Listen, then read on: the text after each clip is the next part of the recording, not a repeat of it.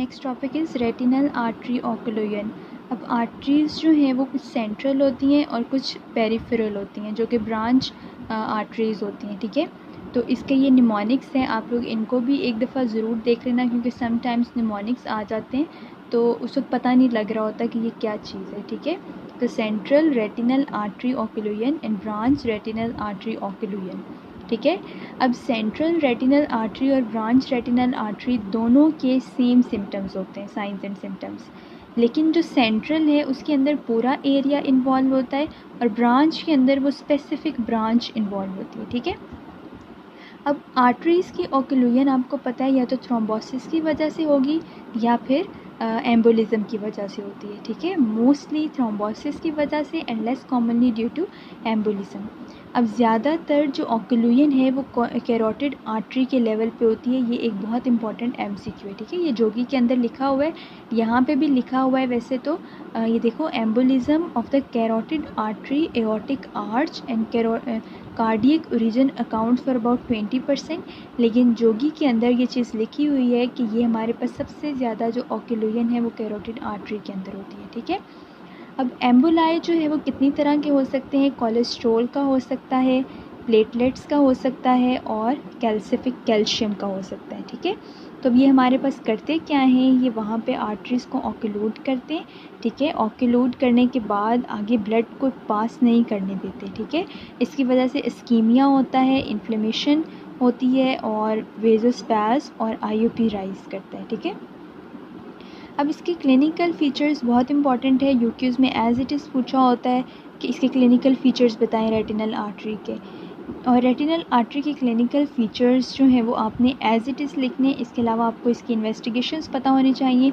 जिस तरह वेन के अंदर इन्वेस्टिगेशंस बताई हुई थी वैसे ही आपने यहाँ पे इन्वेस्टिगेशंस लिखनी है और इसका ट्रीटमेंट बहुत इंपॉर्टेंट है, लेकिन यूक्यूज़ के अंदर ज़्यादातर इसके क्लिनिकल फ़ीचर्स आए हुए हैं, ठीक है। अब क्लिनिकली इन पेशेंट्स के अंदर क्या होता है, एक आंख या दोनों आंखों के अंदर अचानक से नज़र कमज़ोर होती है, नज़र कुछ नहीं आता, जैसे रेटिनल वेन के अंदर होता है।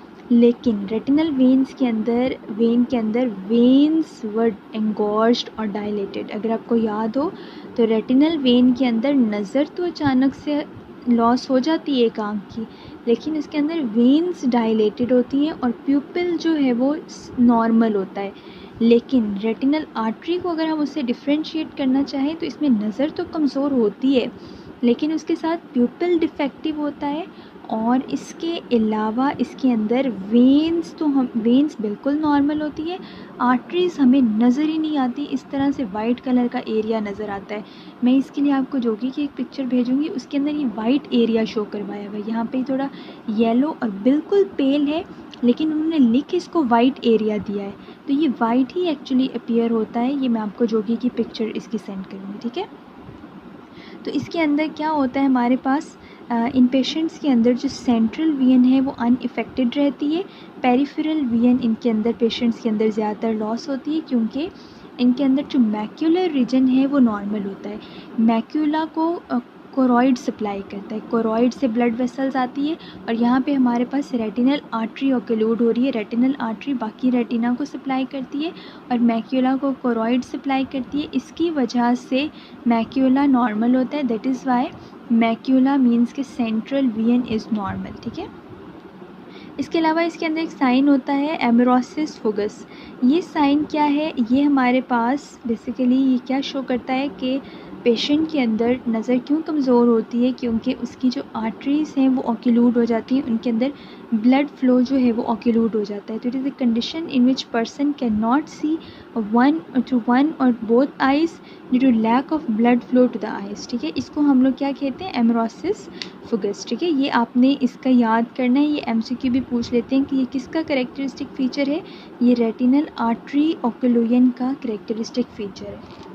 इसके अलावा इनके अंदर प्यूपिल डायलेट होता है, प्यूपिलरी डिफेक्ट भी होता है और फंडस हमें वाइट कलर का नज़र आता है और इसके ऊपर चूँकि मैक्यूला नॉर्मल है, उसकी ब्लड सप्लाई नॉर्मल है, इसलिए क्या होता है कि मैक्यूला जो है वो चेरी रेड लाइक स्पॉट की तरह नज़र आता है। ठीक है। इसको हम ऑरेंज रिफ्लेक्स भी कहते हैं। तो ये भी सिनेरियो पॉइंट है, आपने अपने माइंड में रखना है। इसके अलावा जो आर्टरीज़ हैं वो बहुत ज़्यादा नैरो हो जाती हैं और वेन्स यूँ सेगमेंटेड हो जाती हैं। ठीक है, इसको हम लोग कहते हैं कैटल ट्रैकिंग। कैटल ट्रैक, जिस तरह कैटल एक ट्रैक सा बन जाता है इस तरह बीडेड अपीयरेंस का, तो इसको हम कैटल ट्रैकिंग कहते हैं। ठीक है, ओसीटी पे जब हम देखते हैं तो हमें एडिमा मिलता है और प्लेक मिलता है। वैसे ओसीटी ज़्यादातर एडिमा को शो करती है। मैक्यूलर एडिमा या मैक्यूलर होल या मैक्यूला से रिलेटेड कोई भी प्रॉब्लम हो उसको हम ओसीटी के थ्रू देखते हैं।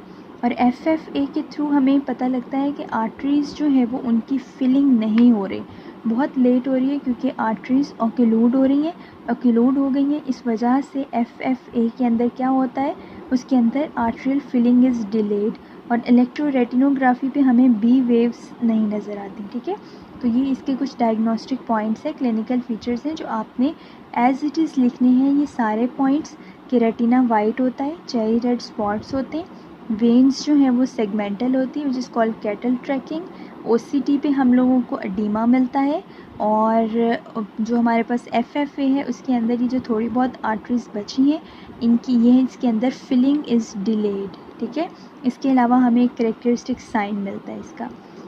नेक्स्ट इसका आ जाते हैं इसके इन्वेस्टिगेशंस में। आपने जिस तरह वेन के अंदर इन्वेस्टिगेशंस है ना, sugar level, renal function test वगैरह, हाइपरटेंशन के लिए, तो वो सारी चीज़ें आपने एज इट इज़ करनी है, बिकॉज इन्वेस्टिगेशंस भी सम टाइम आ जाते हैं, इसलिए आपने उसको छोड़ना नहीं है। यहाँ पे नहीं लिखा हुआ, इवन जोगी में भी नहीं लिखा हुआ, लेकिन यूक्यूज़ के अंदर इसके इन्वेस्टिगेशंस पूछे हुए हैं। ठीक है, अब इसका प्रोग्नोसिस क्या है कि जब भी हमारे पास ये आर्टरी ऑक्लूड होती है तो 90 मिनट्स के अंदर अंदर पूरा रेटिना डैमेज हो जाता है, क्योंकि रेटिना के अंदर न्यूरल टिश्यूज़ होते हैं, तो वो पूरा का पूरा एज इट इज़ डैमेज हो जाता है। ठीक है, अब इसका ट्रीटमेंट हम कैसे करते हैं, ये बहुत इंपॉर्टेंट है।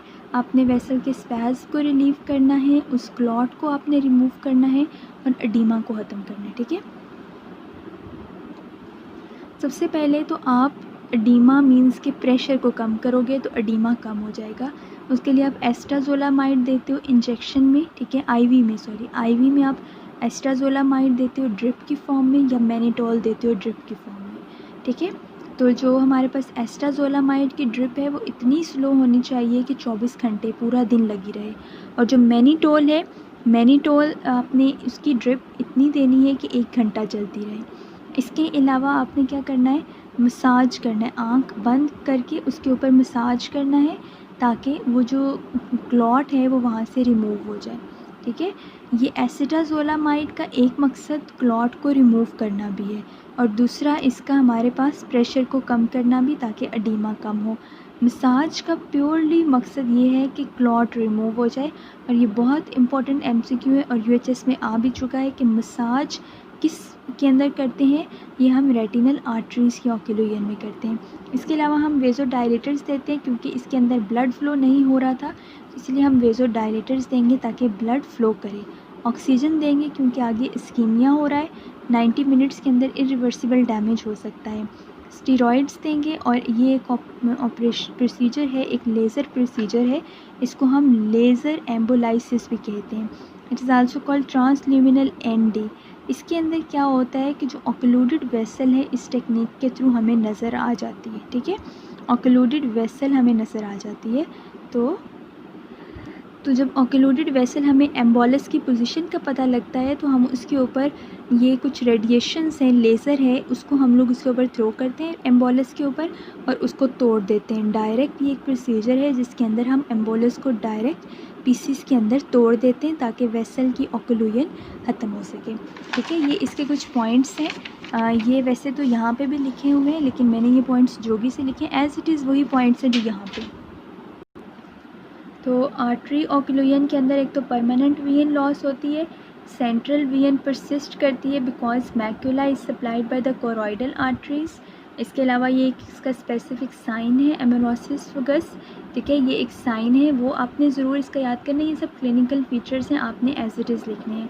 इसके अलावा प्यूपिल डायलेट करता है, और जो रेटिना है इट इज़ पेल, और चेरी रेड कलर के स्पॉट्स होते हैं इनके अंदर, इट इज़ इम्पॉर्टेंट MCQ। और ऑरेंज रिफ्लेक्स इसको हम कहते हैं। इसके अलावा वेन इज सेगमेंटेड, तो उसकी कैटल ट्रैकिंग लाइक अपीयरेंस होती है। OCT पे हमें मैक्यूलर एडिमा और एम्बोलस मिलता है। फ्लोरेसीन पे हम लोगों को आर्टीरियल फिलिंग डिले मिलती है। इलेक्ट्रोरेटिनोग्राफी पे B वेव्स, और इसके अलावा 90 मिनट्स के अंदर टिश्यूज़ का डैमेज हो सकता है।